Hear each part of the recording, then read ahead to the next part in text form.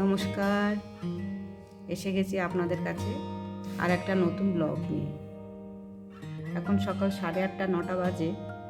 মেয়ে স্কুলে চলে গেছে। হাতে বিশেষ একটা কাজ নেই, তাই ভাবলাম আপনাদের সঙ্গে একটা ব্লগ করে নিই। এগুলো সবই মেয়ের ড্রয়িং। এই ড্রয়িংগুলো দেখতে দেখতে আপনাদের সঙ্গে কিছু ইনফরমেশন শেয়ার করার চেষ্টা করছি। আমরা যখন কাজের সূত্রে ব্যাঙ্গালোরে শিফট করার কথা ভাবছি, তখন কান্নাড়া এবং হিন্দি এই দুটো ভাষা নিয়ে খুব চিন্তিত ছিলাম। কলকাতাতে মেয়ে যে স্কুলে পড়তো, সেই স্কুলে ইংলিশ এবং বাংলা ছিল তার ফার্স্ট এবং সেকেন্ড ল্যাঙ্গুয়েজ, কিন্তু ব্যাঙ্গালোরে স্কুলে কান্নাড়া শিক্ষাটা হচ্ছে মাস্ট। সেটা সেকেন্ড ল্যাঙ্গুয়েজ এবং থার্ড ল্যাঙ্গুয়েজ সে যে কোনো একটা হতে পারে।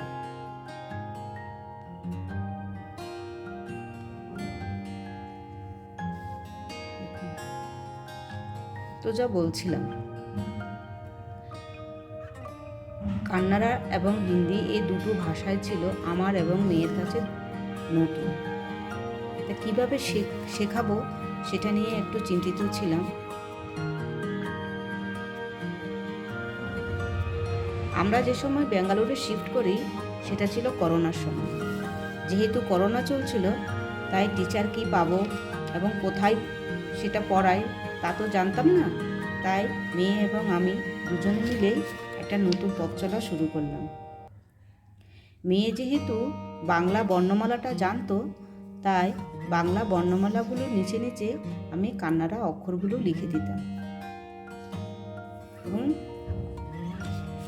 সেগুলো দেখে দেখে লিখে লিখে প্র্যাকটিস করত।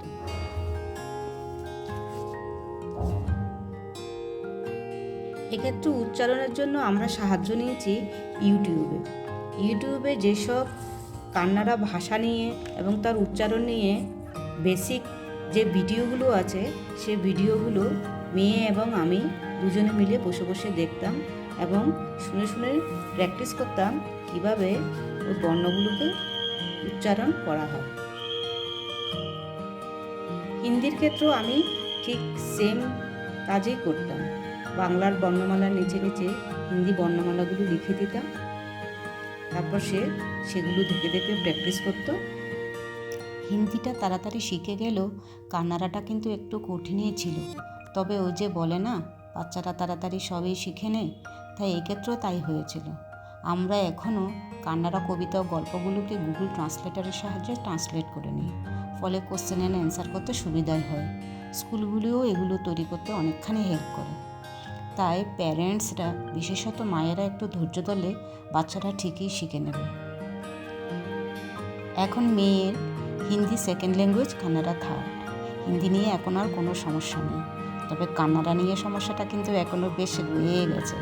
কান্নাড়া এখন মেয়ে ভালোই লিখতে এবং পড়তে পারে, তবে বলতে না এখনও ঠিক সেভাবে পারে না, বুঝতেও অসুবিধা হয়। যাই হোক, মেয়ের ড্রয়িংগুলো আপনাদের কেমন লাগলো জানাবেন।